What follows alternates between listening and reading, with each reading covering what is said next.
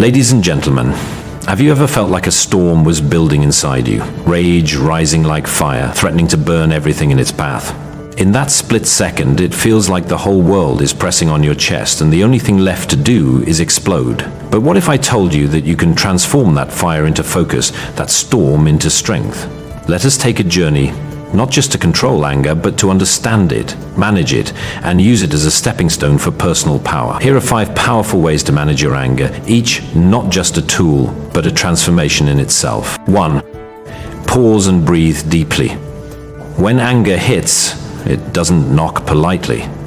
It barges in, uninvited, and hijacks your thoughts, your tone, and sometimes even your actions. The very first and most crucial step to managing anger is to pause and breathe. Breathing may sound like a basic act, but when done intentionally, it becomes your anchor in chaos.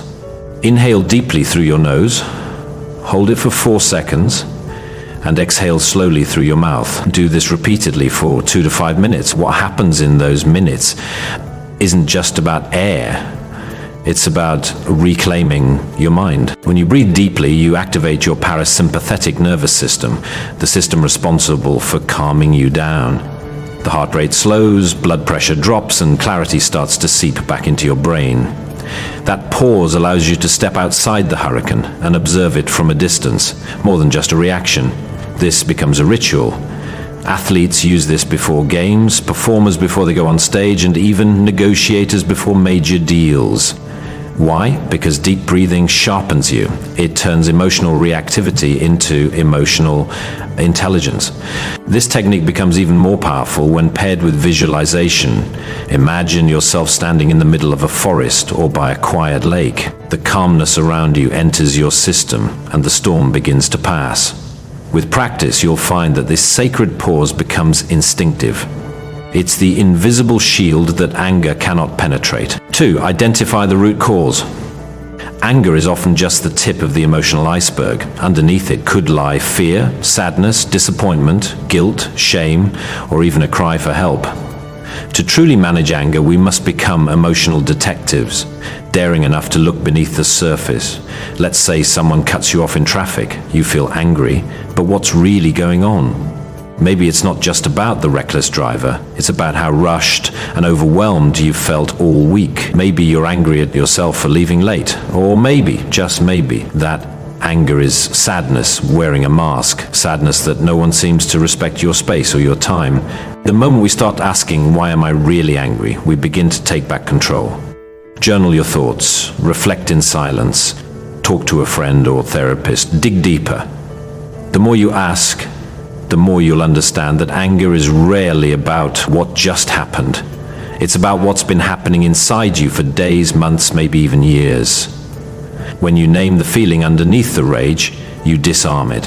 And when you do that, the energy of anger turns into clarity. You become less reactive and more proactive. Instead of burning bridges, you start building them with yourself and others.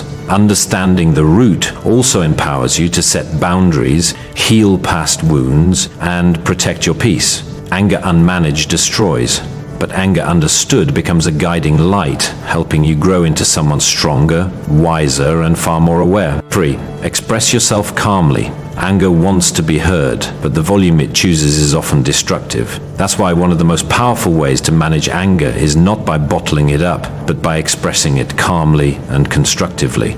We often think that calm means weak, or that anger gives us power. But true strength is in being able to speak your truth without raising your voice, in being able to assert your needs without attacking someone else.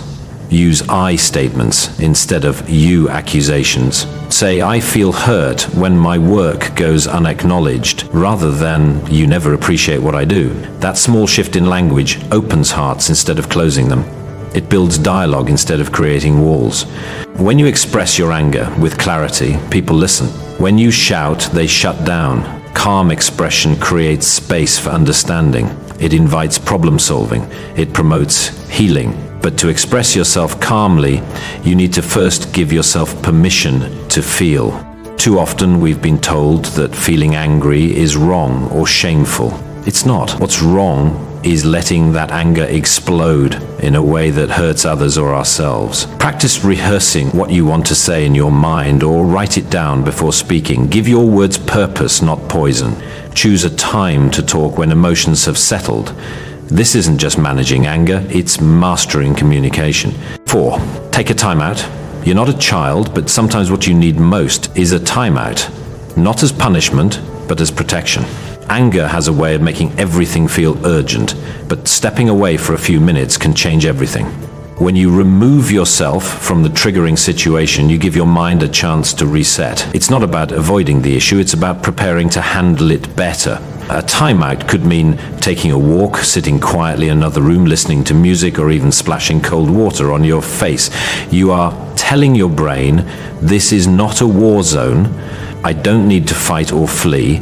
I need to think. During this time, resist the urge to replay the offense in your head. Instead, focus on grounding yourself. Feel your feet on the ground. Notice your breath. Say affirmations. I choose calm over chaos. I choose growth over reaction. Timeouts don't just help you, they help the people around you. They reduce the damage that comes from heat of the moment decisions. They give you space to cool down so that you can come back into the situation with a clearer mind and a fuller heart. Taking a timeout is not weakness, it's wisdom. It's choosing peace over pride. And when practiced consistently, it teaches your mind that anger is not a master, but a messenger, and you are always in control of how you respond. 5.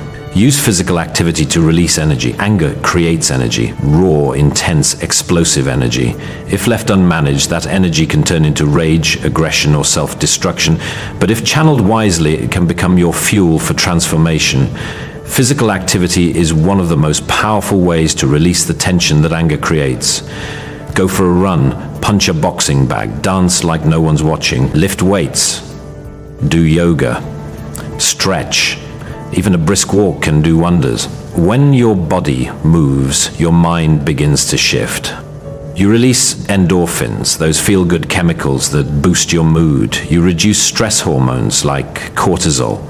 And most importantly, you give your anger somewhere to go. You're not running away from your feelings, you're running through them. Each drop of sweat becomes a drop of healing. Each step forward becomes a movement toward clarity. Physical activity also teaches discipline. The more you train your body, the more you learn to regulate your emotions. You become someone who responds instead of reacts, someone who channels fire into focus.